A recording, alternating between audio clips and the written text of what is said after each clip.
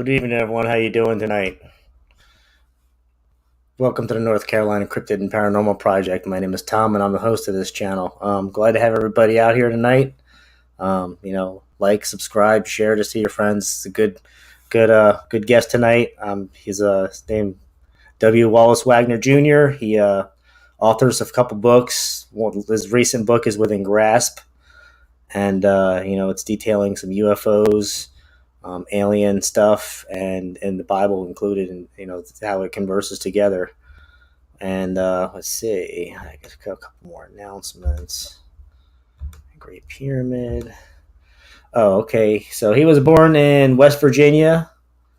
He's been to some studies at Charleston University, understanding the Bible from 40 years of study and meditation, having interest in crafts, UFOs, UAPs, Great Pyramid, crop circles. His studies have led him to Egypt, Israel, and Portugal. And in 2016, he had a sighting of his own Tic Tac UFO. So we're going to talk about a little bit of all that around the board tonight. And without further ado, here is my guest, Mr. Wallace Wagner Jr. Good evening. Good evening. How you doing, sir? Doing well, Tom. Thanks for having me. Oh, thanks for coming on. I appreciate it big time. You're welcome. Sorry, I have my small device with stream. I stream on like 3 different things when I do this because it's to kind of handle the chat and like have my one laptop open for like questions or to share whatever from the guest. Hey, Mark Eddy, Steve Riley, and Trish, welcome. Glad to have you here tonight. I'm sure more people will jump in sooner or later, but no worries. This thing will be on replay tomorrow once it uploads. So, why don't you tell us a little about yourself, Mr. Wallace? Well, I've been in Virginia since 1993. I've got a very varied background. I've done a lot of different things. I'm retired now, happily married, and my last job I had was a mailman. Did that for 8 years, a rural carrier here in Bedford County, Virginia. I'm in between Roanoke and Lynchburg for our listeners. And in 2016, September of 2016, I was making a delivery and something had me stop out in front of the lady's yard. And I did that and looked up. Right over my head was a white Tic Tac craft. It had no wings, no nacelles, no windows, nothing. It was just gleaming white oblong craft. It was just sitting there, literally over my head. Really? No sound, nothing. It let me see it for about 3 seconds, and then it disappeared. And of course, then all the questions started going through my mind. Did it go into another dimension, or did it take off so fast I couldn't see it, or did it cloak? I've kind of got it sorted out in my mind that it really cloaked.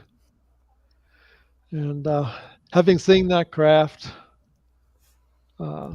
since then has literally altered my belief structure and my foundational beliefs.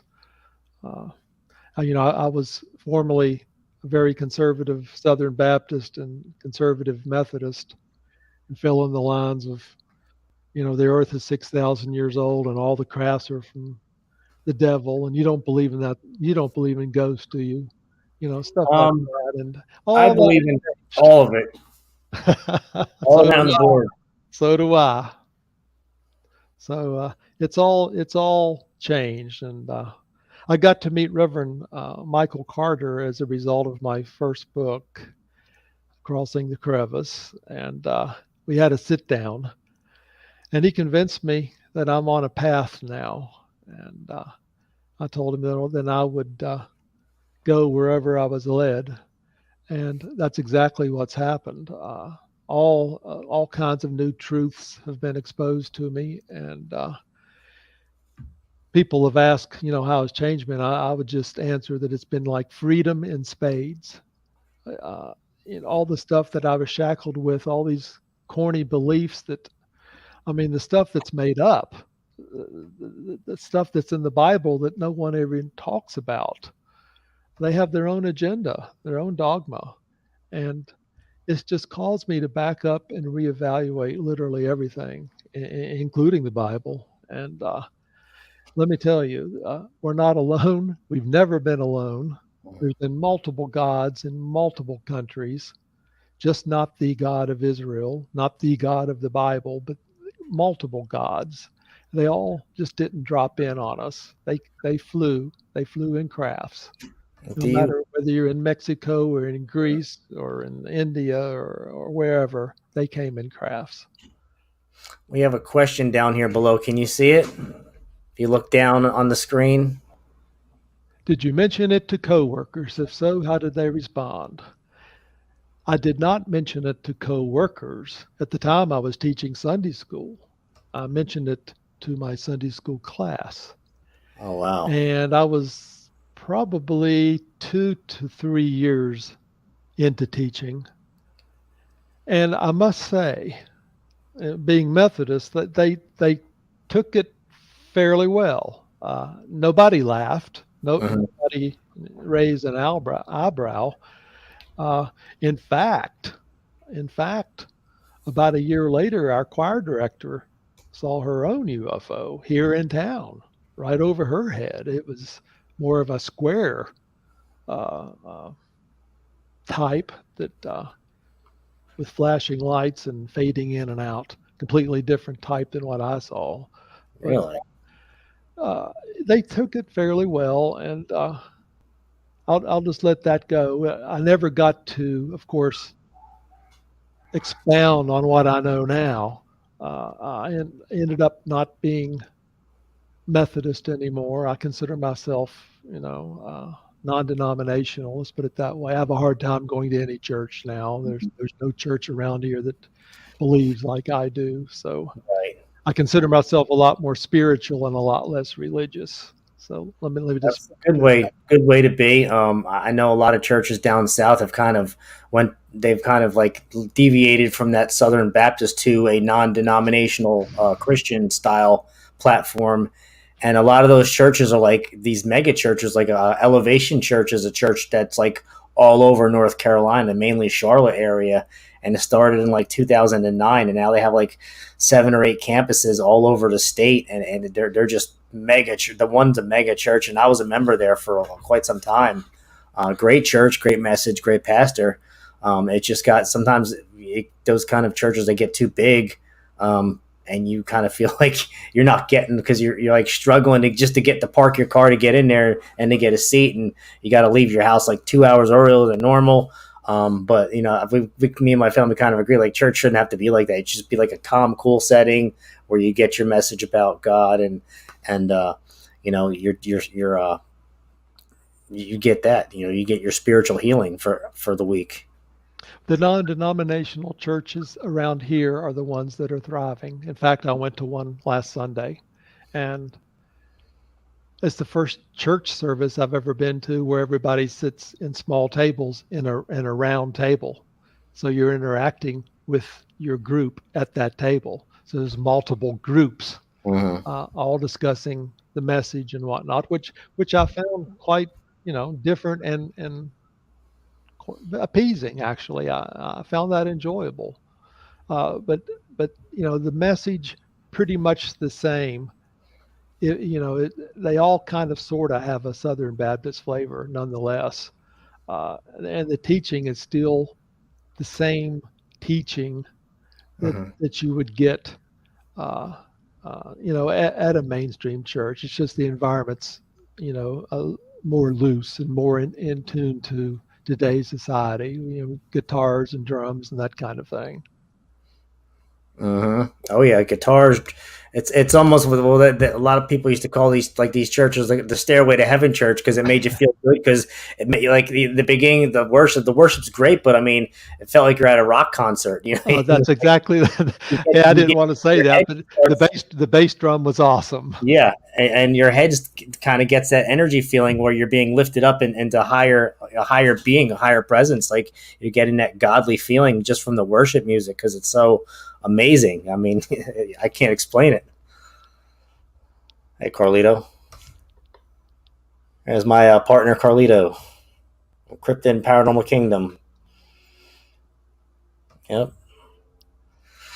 So, speaking of the UFO stuff, I mean, what did you kind of come across when you started doing that research with the Bible? That whole connection. Let's talk about that. I'm interested. I mean, I've always heard like, you've dealt with people on Ancient Aliens. You've George Norrie from Coast to Coast. I've heard all these who else is the Eric Von Daniken, Chariots of the Gods. I mean, he's talking about this stuff, and that's all goes right to the Bible. His And just his like, his his book, Tom, was the first book I ever read. I could not put down until I finished, and that was back in the early '70s, yeah, about that book came out. 1972. That came out early '70s. Yeah, and he was chastised by many Oh yeah. religious associations for that, for like blasphemy and all that. And I just think that they just wanted to keep it covered up, people not know about this stuff, and now you got the Well, NIV, and you one can one barely of find the well, if you have the NIV, you have a better translation than the King James. it. I will go ahead and say that. But one of the early contributors, let's put it that way, to Ancient Aliens was Patrick Cook. And he makes a comment that's going to stick in my mind the rest of my life. And it goes like this, referring to UFOs: the church ignores it, the government hides it, science avoids it, and education rejects it. So it's up to us to get the message out. Very And, true. and Very true. so all my teaching or that I have done in the past, I've had to put aside, and I've gone back to teaching myself with these new insights, looking at the Bible through a different lens, and come to find out that UFOs are throughout the Bible. It's just one of those topics that doesn't fit, so they skip it. Hmm. I mean, it starts in Genesis, let us go down. It, this God that we're taught about is supposed to be omni everything. He knows every hair on your head. He knows every grain of sand on the beach. He knows past, present, future. But answer this question, and I've asked this and I've never gotten a good answer: is how do you go down if you're supposed to already be there? Yeah. And this going down is like mentioned 19 times. Uh, going down, going down. They go down for the Tower of Babel. Let us go down. Let us go down. And they're in crafts without a doubt. Hmm. Example: look at Elijah up on the mountain. I mean, the mountain shakes as God passes by. How does God pass by? To pass by, you're in a very small space to pass by Hmm. with divine parameters. He was in a craft. It was the craft that scared all the Israelites. It shook them into belief. um, Hmm. let's look at Elisha, not Elijah, but Elisha.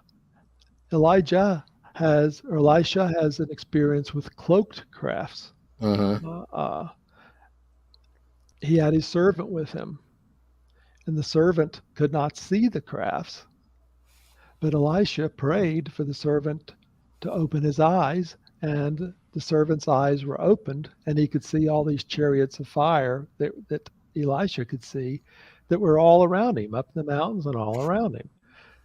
So that plays into my hand that I believe that these crafts are here now. They're all around us. They've always been here. You just can't see them all the time. Yeah. Um, Another place that I use a lot that I had to do a double take. How many times have you read in Revelation that John sees a door open in heaven? And Revelation's my favorite book in the Bible. I don't know how many times I've read it. I've skimmed over that or had somebody tell me that's just a door opening way up in heaven, or it's a metaphor or an allegory. Now Mm, I believe it's literal because it says, the voice says, come up here. So he sees this door open, it's in a craft, and he goes up, and now John's flown around the heavens so he can see the constellations and things of that nature. And that's something I see now that I did not see, before. mm-hmm. Um, in the Old Testament, the book of Judges, for example, the song of Deborah and Barak, we're told that the stars fought from heaven. From their paths, they fought against Sisera. How do stars fight from heaven? Mm-hmm. Stars were lights, and the lights moved. Anything in the sky at night was a light, and it could be a craft. Later on in that same chapter, it says, "Curse Meroz," says the angel of the Lord, "utterly curse its inhabitants, because they did not come to the help of the Lord." Right. Well, all these modern day expositors and theologians try to make it up that Meroz is actually a geographical location somewhere outside of Jerusalem, but nobody can agree where it is, and there's no records of it ever existing. Hmm. But if you go to the Talmud and the Zohar and you believe some of the rabbis, they're not talking about settlements there. They're talking about an inhabitable planet. Meroz is a planet.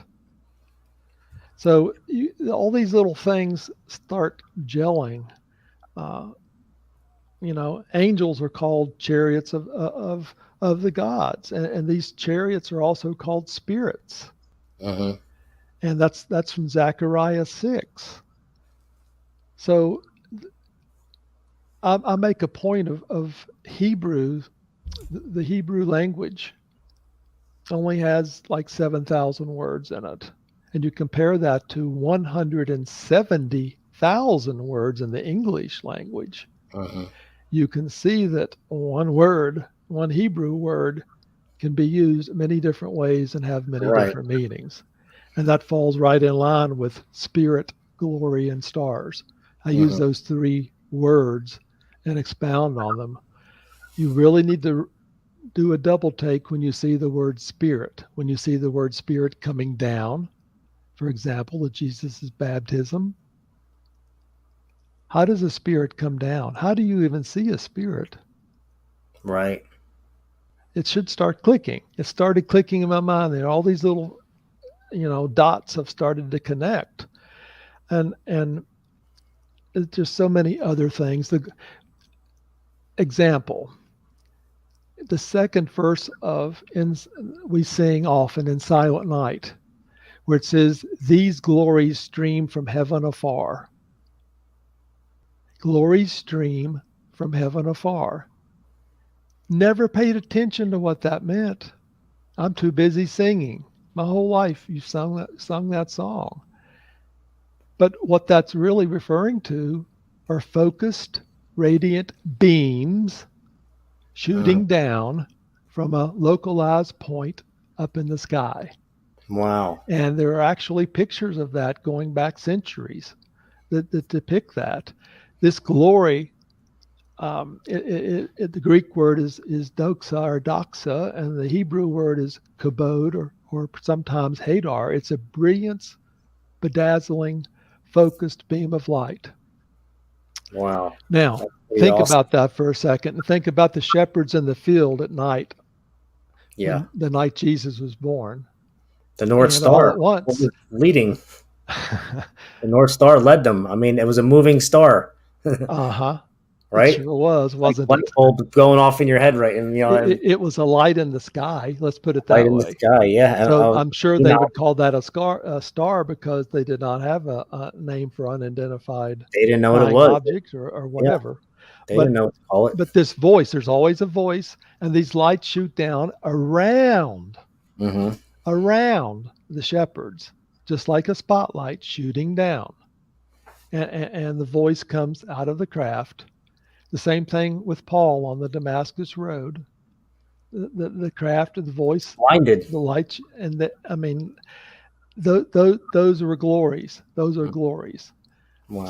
So it's little things like that have just, I've looked at the Bible now, and it's I used to hold it in such high esteem. I know many preachers that say every word in it is God's holy word, each and every word. I know that not to be true at all now. It's another book. It's in the top 10 certainly, but it's written by man, not by God, and it's been adjusted by man many, many, many times. Yeah, it's also been many books that have a lot of good information that have been omitted from that Bible as well. I mean, you got the Book of Mary, you got the Book of Enoch, Mary Magdalene, the Book of But Jasher. There's so many good books that were taken mm, out, and makes you wonder why they were taken out. Maybe they were putting too many details about what we're talking about tonight, and it just didn't jive with what the agenda that the Constantine and his authority was trying to set this whole new Bible with new religions in to make them fit Mary all. Magdalene and Thomas Hmm. and Enoch are actually in the appendix of Within Grasp. Uh, Enoch should have definitely been left in there. I mean, a lot of the early church fathers wanted it in there, Hmm. but the Jews overrid them because it referred to the Messiah, and they could not have that. So it got axed. But it's referred to by name in Jude, and it's also referred to indirectly when Paul went to the third heaven in Corinthians. I've had preachers try to tell me the third heaven is up above the stratosphere. Hmm. Well, that's a bunch of malarkey. The third heaven is where we are all go in the kingdom of heaven, according to the book of Enoch. So, I believe all the originals, disciples were aware of the book of Enoch, Hmm. but it's still in the Ethiopian Orthodox Bible, by the way. Really. Uh, uh, uh, it's still a valid scripture for them. And they're But considered the lost tribe too, the Ethiopian Orthodox. I yeah, mean, it said that they have the actual Ark of the Covenant hidden. I wouldn't even that's say hidden, but guarded. that's what they say. Solomon had a very close connection with Ethiopia. Oh, Solomon could fly too, by the way, according to the Ethiopian old writings. Hmm. He actually flew when he went from Jerusalem to Ethiopia. He actually flew, but that's another story for another time, I guess. Right. But Now I got a question from my partner Carlito. He said, "Do you think there is a connection with God and extraterrestrials?" He kind of missed the beginning, so you could kind of do like a recap. a connection with God and the extraterrestrials. Well, technically, even Jesus was an extraterrestrial, and God was an extraterrestrial. If you believe that God in the Old Testament is the God of the entire universe and is everywhere all the time, well, then I'm afraid you've drank too much of the Kool-Aid. Uh, we had talked about previously that, and I'll just mention this question again. If God is everywhere in everything all the time, how does he go down? And he goes down some 19 times. And not only that, how does he pass by Elijah on the mountain? How do you pass by if you're already there? There's no answer for that. And this God of the Old Testament flew in a craft. It was the craft that created the rumblings and the earthquakes and even according to Barry Downing, whom I totally believe, even worked with the Israelites with the pillars of fire and crossing the Red Sea. That was all done with UFO activity, without doubt. Uh, um, it's just on and on and on. I mean, throughout uh, the UFOs, or what we call crafts or unidentified aerial phenomenon, I guess is the correct term now. Yeah, Uh, UAPs, that USOs, all that. that's yeah, yeah. And they've been with us. They've been with us all along. And there's been a recent book come out by Barbara DeLong. Actually, I believe it's Ken Gouldsward and Barbara DeLong, called Before Roswell. It's a complete history of all the UFO sightings prior to Roswell. I mean, everybody thinks that now Roswell's the starting point. Right. Well, Lord have mercy. I mean, even Josephus wrote about, unexplained stuff in the sky. And look at Constantine. Look what happened in Nuremberg, Germany back in 1561. The whole town saw competing forces fighting up in the sky. Well, isn't that an ancient portrait too? That by all these It little lights is. falling from the sky, and there's little bits of crafts all over. The way that it's drawn up, it looks like a bunch of airships, firing on each other and hitting on, firing. I would say like death rays on the ground and killing people and killing each other, and just a big massive war. I mean, it's crazy. Yep. I'm interested in that. That's pretty amazing. Let's see, within Grasp book. I'll see if I could share something. Within Grasp. So if anyone else, let's see, the Great Pyramid. You've been to the pyramid, right? Yep. I made it inside with a square, but I could not get my camera in. It was confiscated. Really? They wouldn't let you bring a camera inside the pyramid? No. When I was there, I was body searched like everybody else before you went in. But I did have my little square with me, and I can tell you the sarcophagus was cut out of a solid piece of granite. How they did it with copper tools, I'm going to leave that up to the audience. But I can tell you this. In the back of the sarcophagus in the king's chamber, there's holes where the lid used to be. Mm-hmm. You can stick your finger down in the hole and you can feel a lip of about 1/4 to 3/8 of an inch. No way that could have been done with a copper tool. They had high pressure hydraulic, hardened steel, diamonds or something to do that when it was done. Good technology, They call it the Anunnaki technology. I mean, whatever it may be, whatever, we're going to participate in that, whatever people think. I mean, there's so many theories on the pyramids. Now, I was always like on the thought of it was like a major power source for like powering these, ancient, you've heard of the Baghdad battery, I'm sure. Mm-hmm. So do you think the pyramid was something that's kind of like that, but just a bigger scale, from like sun energy and the moonlight going through those little tunnels and blaring out and creating energy? Well, I used to. I don't anymore. Bushby wrote a book called The Secret in the Bible, and it has resonated with me more than any of the other 22 books that I've read on the subject. Mm-hmm. I mean, I've heard that it's been everything from a water pump to a sound chamber to a healing chamber to the communication device, and on and on. But what resonates with me the most was actually an initiation chamber for the Black Panthers, which was, a type of mystery school which existed back in the days of Jesus and before, and actually believe that Jesus went through that and actually graduated in that mystery school.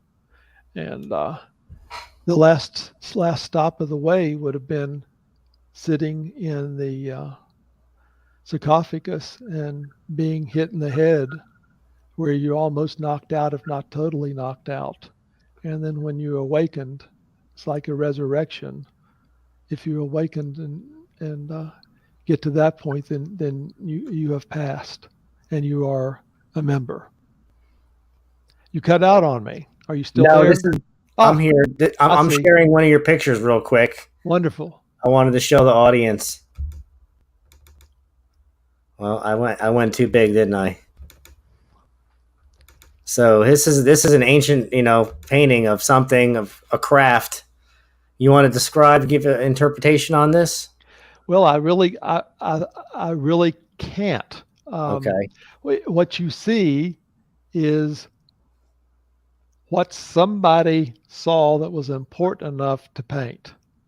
Right. And we interpret that as a craft or a UFO going back to antiquity. Pretty impressive. Something that old. I mean, this is probably 13th, 14th century. Just my opinion based on the way the painting is and the color and just the whole paper. And I almost looks like a Knight Templar. If you look, you can see a cross on the guy's chest up underneath his chainmail. You can see like a cross right over here on his breast. It's kind of hard to see, but if you look close enough, you can see a cross kind of indented into his red. He might be like a Knights Templar, and this is like an interpretation picture of, he was holding his hands up, and he's probably seeing a craft in the sky. That works for me. That totally works for me. Pretty wild. You can put up some more if you want. There's a bunch of glyphs too. Yeah. If you think if all these pictures that we have, and there again, they're in all different cultures. Some go back, way back, even 30,000 years. But who would take time when you're concerned with heat, protection, food, to draw this on a rock, to draw some of these pictures on a rock? And it had to have been a seminal point in their lives. And we have pictures of, well, let's just say aliens, alien creatures that don't look like us. We have pictures of crafts. We have pictures of down crafts. I mean, you can't make this stuff up. And it's been with us ever since we've been here. I mean, That's amazing. back in about 74, 75 AD, there was actually a war that was going to happen, and a craft intervened, and this flame-like body fell down between the two opposing sides right before they were ready to battle. Both sides got scared. Battle done. They both went home. I mean, there's stuff like that's scattered in our records. You just don't hear about it. Very true. I mean, it's the thing that if they don't want to, people don't want to hear about it. They kind of just put it aside and don't really pay no mind to it. And it just like it's like not there, like non-existent. And people wonder sometimes about our native tribes here and their beliefs. Well, we don't hear anything about the American Aborigines, but let me share with our audience the beliefs of the Apaches. In the beginning, nothing existed. No earth, no sky, no sun, no moon. Only darkness was everywhere. Suddenly, from the darkness emerged a thin disk, one side yellow and the other side white, appearing suspended in midair. Within the disk sat a small, bearded man, the creator, the one who lives alone. Now that's their belief in their creator. He arrived in a disk. Now you just don't hear that, No, you don't hear but that. that's their history. So some of our indigenous former tribes here, uh, they have their own beliefs, and it's amazing that they would use the word disc. Disc, yeah, it's pretty impressive for them to say disc, like something like same thing with the whole flying saucer. The pilot that saw it out in the west in the mountains out west before even Roswell, or I Mm. believe, and he described it as a flying saucer, and then that whole started the whole flying saucer scenario. Yep, I think his name was Arnold, wasn't it? Last Yep, name Arnold. Ken Yeah, Arnold. Ken Arnold. I think yeah. that's his name. Yep. He was a private pilot, and I think he saw 9 of these things, and he kind of consider them like almost like half moon saucer objects. But I was vindicated in a way when I saw my craft in 2016. It was only about a year later that the Navy came out that these white tic tacs, or they use the term tic tac, Mm-hmm. do exist, and I'm sure a lot of people seen it on TV now. Several of the clips Mm-hmm. with these crafts making or just remarkable moves that it would destroy a human being inside 90-degree angles, going into the ocean, coming out of the ocean, things of that nature. Now, real quick before we go any further, what is your take on the recent UFO activity that's been going around? Like, that the government's actually been saying, first started as weather, Chinese weather balloon, then it was like unknown craft, and now they're actually calling it, like, if you actually watch news, they're actually calling these things UAPs, UFOs. They're actually acknowledging it now, which is crazy. Well, anything in the sky that we can't determine what it is a UAP now. It seems like we've usurped the word UFO or the term UFO. But I'm not sure what to make of the balloon. I believe it's personally probably from China, and I believe that they're probably trying to get some close-up shots of whatever they can get, whether it's some of our bases or some of our Right. missile silos or whatever. Um, that's my personal take. And some of the other little balloons could very well be hobby balloons. Yeah, well, they're just talking We about. seemed to panic after the first one. So Well, they're just talking about on the news. The government wasted $400,000 on a couple helium balloons you buy from the dollar store that people were putting up in the air.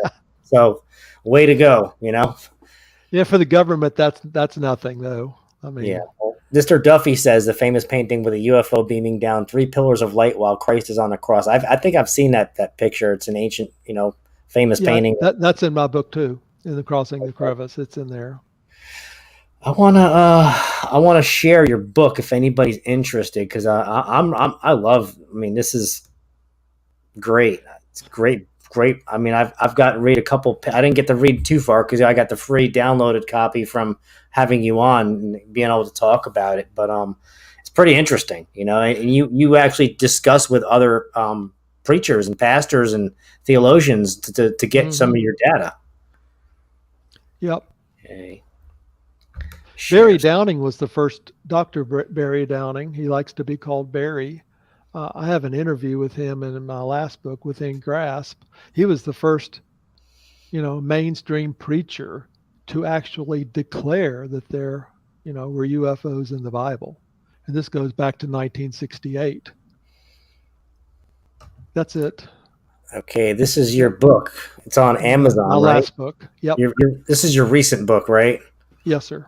And is that a picture of like the Tic Tac UFO that you saw? Yep. Yeah, Carlito said he saw 3 UFOs in his lifetime, so he's pretty nice right now. I wonder if there's any. So, question for you: did you encounter any lost time when you've seen this this craft in 2016? No lost time and no feeling that it was evil. Uh, I was asked, you know, did you stop and think why you stopped in the lady's yard? Do they communicate with me, they or them? And I didn't think about that at first, but now I think that somehow there was some perhaps telepathy involved to Mm-hmm. get me to stop and look up so I would see it. So they would just let me know that, it's there. Um, of course, the questions in my mind, is it them or is it really our secret government? Is it us? And I can accept that either way. Uh, uh, I do believe in a secret government, a secret space force. I think our space force that Trump created was just a little splattering on the wall. Mm-hmm. I Yeah, think we've already absolutely. been out there without doubt. We've already been out there, and we're out there now. I'm a firm Mm-hmm. believer in Ben Rich, who used to run the Lockheed Skunk Works. He's made some comments back in the early 90s that there Right. was, a mistake in the equation, but we have that fixed now, and we've actually taken ET home, and Mm. we've already been to the stars. And I honestly believe that. Hmm. Um, that's pretty interesting. Now, my thing is, last week on Wednesday, I have a kind of like a partnership podcast with Three Beards. I think you've been. Have you been on Three Beards? Yes, yes. Okay, well, Craig Three Beards. We were discussing, and Brian Bowden. We were discussing Project Bluebeam and the whole hologram technology that they're using that they possibly used for certain events in the past and can possibly be using now. Do you think there's any inclination that they could be doing that now and to try to make people believe that these are UFO crafts, or they're going to start rolling it out to get that New World Order agenda filled in? Well, you're touching on several topics at once there.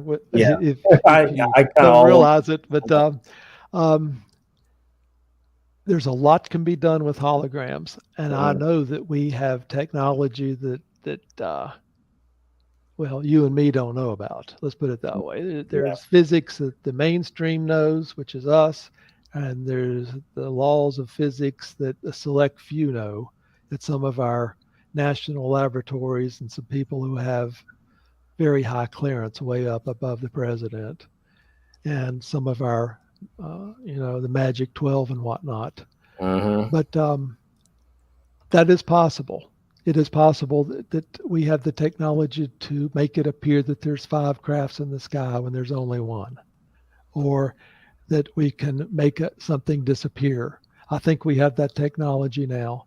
It's still in its infancy, but I believe we have the technology to make something appear as being cloaked. In other words, Right. you see it 1 minute and the next minute you don't. Now, where all that's going, that's another story. Something is going to happen in our future, and it's going to be big, whether it's disclosure coming from the government, Hmm. whether it's disclosure that's coming, like what we got with the Tic Tacs, whether it's disclosure from aliens themselves. Um, Something sooner or later is going to change everything for us in a heartbeat. I don't know whether it'll be a mass sighting or a false flag invasion, Right. perhaps the return of Jesus, who will be returning in a craft in my belief, and all the angels will be in crafts with him also. Um, it, it will cause theology to turn upside down in a matter of seconds. And Yeah. It'll if gonna. it's not done right, it will create worldwide panic and chaos, Yes, I would. financially too. Understate. That's an understatement. Yep, yep. That's um, why that's why it has to be well planned out. mhm. There Now, has do to you be a plan think? in place. Do you think it anything to do with, if you remember, the Pope said he would baptize an alien? Do you think that has anything to do with what we're talking about now? Like he's trying to make it normalized to aliens, or you think that's just the Pope is just an evil Luciferian that he No, the agenda? Pope holds a lot of secrets. If you could know what was in the basement of the Vatican, everything we've talked about tonight's in there. It's in there, hidden in Oh books and yeah, there's whatnot. They were miles. the ones. When I say they, the original church, which now is the Catholic Church, the Roman Catholic Church, they set the agenda back around 400, 300 AD. They set the agenda for the beliefs with the canonist and what Jerome put in the Latin Vulgate Bible around 400. And the church was the power going Mhm. back through, the Middle Ages and the Dark Ages and Right. whatnot. The church had power, and the church grew. The church became greedy. I mean, the church itself caused the Protestant Reformation. Uh, due to greed, at one point you could even buy your salvation. If you give me a little more money, and we could buy your salvation for tomorrow too, and for the rest of your life, Yeah, that's the all Catholic your Church. sins are covered. Catholic Church 101. Yep, yep. They don't have candles. I mean, I remember when I was a kid growing up, there would be people dumping money in the thing with next to the candles, lighting the candle, and probably trying to make up for what they did on Saturday night. So they're trying to pay for it Sunday morning and dumping money in the candle boxes. I mean, I'm not really making it. It's just something that I recognize and remember, and it just makes makes kind of sense now. I mean, they had the Bible that was written in Latin. Hmm. Unless you were somebody and had Right. money and well educated, you didn't even know what was in the Bible. So you were immediately just a follower. Right. So we had followers from 400 AD up to about 1600 AD, and and now uh, we've had the Protestant Reformation. We know about grace. We know about these other things, um, but being kind of a Bible freak that I am, the stuff that was originally in there that's not in there now, I mean, are things like it's okay to pray for the dead. Uh, Hmm. uh, that's considered taboo now, but up until the Protestant Reformation, you could do that. Also, I want to throw out, I do this in a lot of my podcasts, that in the early church, if you had a belief in reincarnation, that was accepted. Origen had his own beliefs on reincarnation, and he was one of the early church fathers. At one point, he was called the brightest mind the early church ever had. He was Greek influenced, uh, from Clement of Alexandria was his protege, and they believed that the Book of Enoch should have remained in the Bible, and they had their beliefs on reincarnation, and it was okay. It just slowly got weeded out. Right. By Now, about 1200 AD, it was gone. now, speaking of secret societies, you were a Mason, and you actually pretty much said no more. I'm not a Mason, and pretty much denounced the Masonry, right? Well, I still pay my dues. I mean, Right. I'll always pay my dues. I'm just not let's just say I don't practice it You don't anymore. practice. You're not active in it, right? Correct, correct. I consider myself a Jesus freak now, and I'm on this spiritual path. I'm still learning. I'm still, you know, my beliefs are still morphing as we go. I'd mentioned to you pre-podcast that my belief in God has totally changed Hmm. since I wrote Crossing the Crevice to I wrote Within Grasp. My belief on who God is has totally changed. My God now is the God of the New Testament, which exists in spirit, love, and light. And that has nothing to do with the God in the Old Testament. And I point out a lot of differences in chapter 4 and Within Grasp. That's probably the gist of what I wrote in Within Grasp was chapter 3 and chapter 4, how we made a God in chapter 3, and Hmm. how God changed for me in chapter 4. And the rest of the book is basically interviews. But I'm still open minded, and I guess I fall in the lines of what Oliver Wendell Holmes said, that once the mind is expanded, it never goes back to its original size. So once the dimensions go out there, I'm out there. I have an open mind now, and I've absorbed a lot of information that I just wasn't taught before.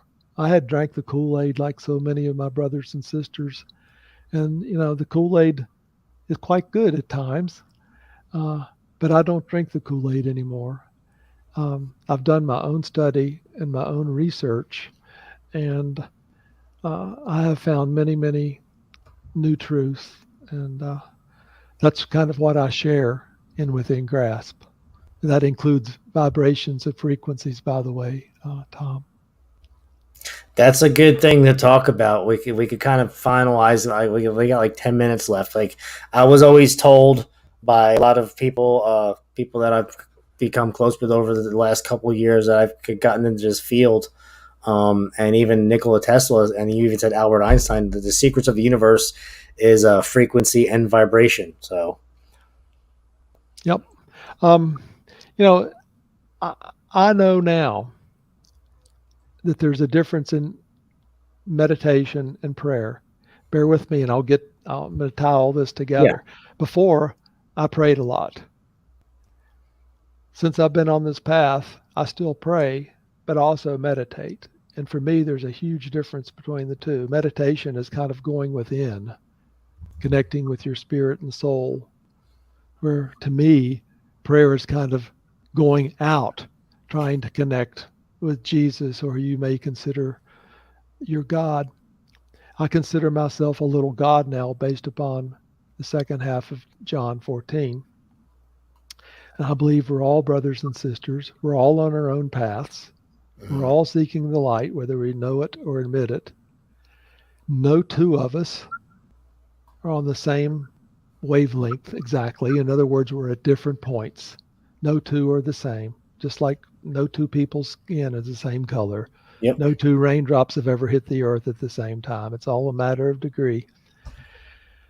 But this God for me has changed uh, into a God of a universe, a God that is total love, Mhm. total peace, total tranquility, full of grace, and love in such unmeasurable portions that you just can't fathom it. And I've learned to be more in touch with this soul and spirit inside me, what my place is in society, what my place is in the universe, and certain little truths that have come out. One is that everything is connected. Everything, whether it's a rock you're looking at, whether it's the staple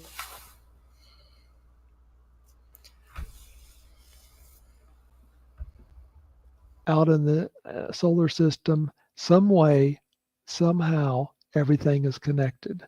And I believe that plays in with quantum physics. A lot of quantum physics today that we're learning that if you move a little particle here, the identical particle out in space will also move, just like a tuning fork. And I put this in within grasp. You can have 15 tuning forks in your room, and you ding or ring your B flat that you're holding in your hand. Only one of the tuning forks out in the room is going to ring, and it's going to be a B flat. The Mhm. others don't do anything. We're all connected.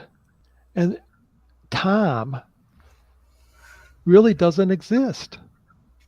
I'll make a very good point of that. Time is only here for us now. Time is a construct for us humans. There is no time. Mhm. Um, and I questioned Dr. Paul Smith, who was one of the people that went through Project Stargate with the government with remote viewing.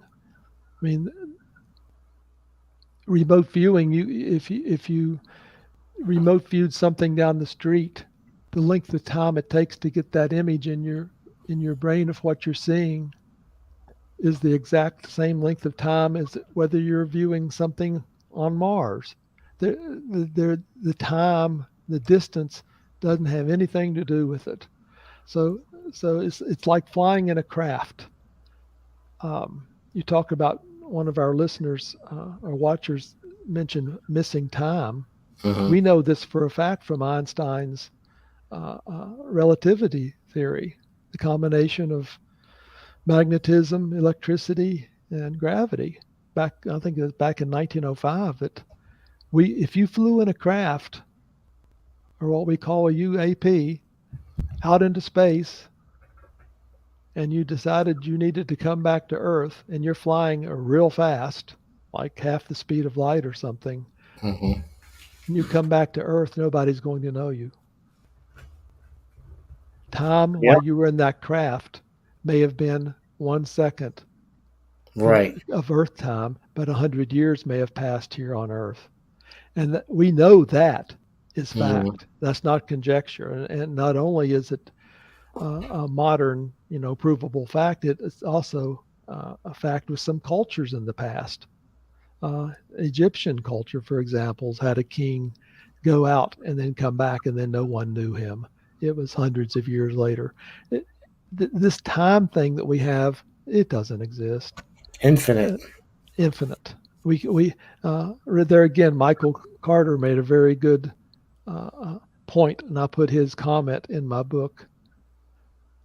The finite will never understand the infinite. Mm.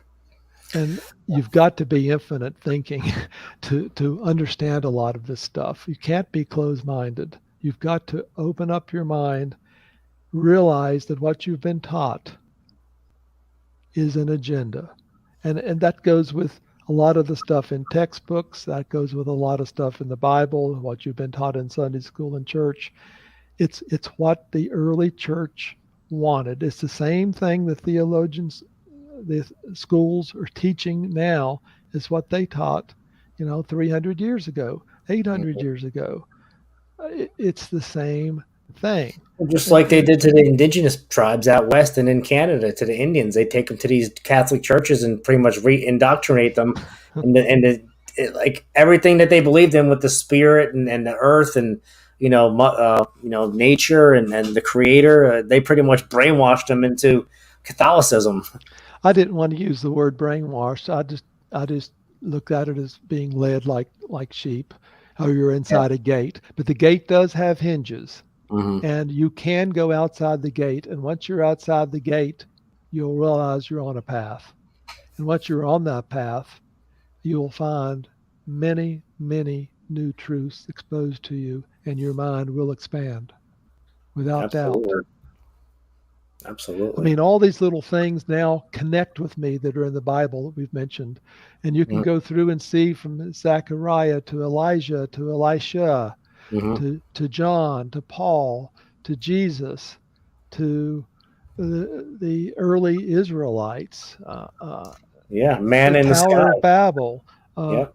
giants, Genesis chapter 6, Mm-hmm. the sons of God came down. Came down. I Yep. mean, the, all these things connect now in a way that you're not going to get it in Sunday school. I'm sorry, you're just not going to get it. You're going to have to watch programs like this. You're going to have to watch Ancient Aliens. You're going to have to pick up books and study for yourself.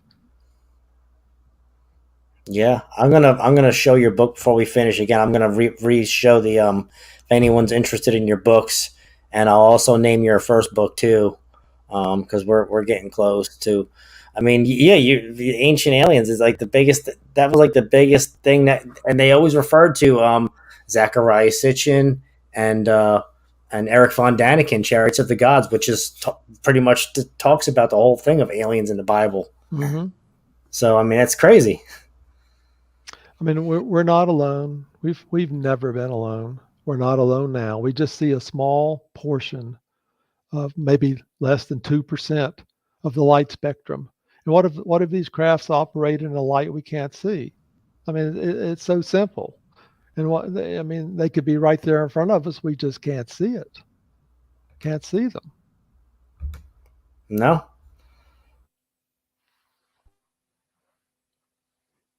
I have a pretty good section on why the Earth is not 6,000 years old in Crossing the Crevice. I spent a lot of time with that. There's also a pretty good section in Crossing the Crevice on with crop circles. I got a lot of high definition pictures out of England from Lucy Pringle. Yeah, I'm definitely going to have you on again to talk about the crop circles because we didn't even get in close to the crop circles, and we're about an hour now. So, yeah, Well, here's your book. If anyone's interested, you can see it right there. What now available Amazon and soft cover and Kindle, $9.98 within grasp right there. That's what the book cover looks like. If anyone's interested, very interesting. If you want to, get some good knowledge out of things to interpret and what things in the Bible and just your little interpretation on all this and how it all correlates, which is awesome. I'm impressed. I'm really glad I got to have you on tonight and kind of talk about I've this enjoyed it. discussion. A lot we can talk about. There's just so much out there now, and it's okay now to talk about it. So we're making progress. Mhm. We could not be talking about this Right. 20 years ago. We would have And been laughing. just because we're talking about it does not mean we're not spiritual. It does not mean we don't Oh believe in no, God or nothing like that. I mean, I believe in Jesus and in God and in the Bible. I'm It's a just Jesus freak. this is yeah. What other show you were on? The Three Beard podcast, right? Hmm. I've been Okay, on where he with was on. Craig Mhm. twice. Okay, so I'm going to have you on twice too. Probably sometime mid-April, early June, maybe if you have a booking available. I'll get with my booking agent, Mr. Mark Eddy, the producer of the show. The booking agent guy that hooks everybody up, and I will get in touch with him and we'll set something up. But yeah, I'm excited. Thanks for coming on tonight, and Well, you're seriously, very welcome. I've totally enjoyed it. everybody in the chat. Hope you all enjoyed the interview tonight, and go out and get this book. You can get it on Amazon Kindle or a hard soft copy, It's and you can also got the website, Tom, by the yeah, same name, living, living, www.withingrasp.net. right, and that's a website you can go on and check it all out. Yeah, that's awesome. I'm interested. I'm probably gonna. Well, I have the downloaded version because the perks of interviewing people, you kind of get to get their books, in a PDF, and so you can kind of go for topics and what for make a discussion. But yeah, everybody, thank you tonight for coming on. Thank you, Dave, for subscribing. I do all kinds of. If you've never been, I do cryptids, paranormal investigations. I'm getting ready to go out and do some investigations soon out into some of my properties once the weather gets a little better. We have really crazy rain, winds, and just all this crazy weather. I mean, it's snowing in California, Southern California. Hasn't done snow there in 30 years. All of a sudden, it's snowing there. People can't get out of the houses because there's 5 feet of snow blocking their door. I mean, this is crazy times we're living. We're definitely living in the times of Noah. Can you agree on that? I can. Yeah, big time. I mean, we're like at our pretty much doomsday prophecies right now. I believe it. It's crazy, big time crazy. Pray. If you don't have a higher power, find one, because I mean, you're gonna need it through these times. They're only gonna get rougher. These are trying times, and I just don't want to do it alone and do it without a higher power. Do it without my God. Yeah, historic weather. And I know, Shane, it's crazy out there. Mudslides, storms, blizzard, tornadoes out in the Midwest. It's insane. So yeah, I definitely look forward to having you on again, Mr. Wallace. Very interesting interview. I have a friend and a new interviewee person to have on again. New scholar, and we can talk about like more next time, more into like the crop circles, maybe a little some Freemasonry and some other other things. We can go like the apocalypse, of Baruch and the Gospel of Mary. We can get into that. So that would be great.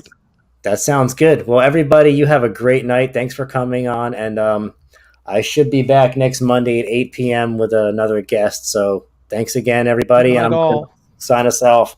And you can just once I end this program, you can just jump off, and I'll get with you tomorrow. All right. Very good. Thank you. Enjoyed it. Wallace. All right. Bye, everybody. Have a good night, everybody. God bless y'all.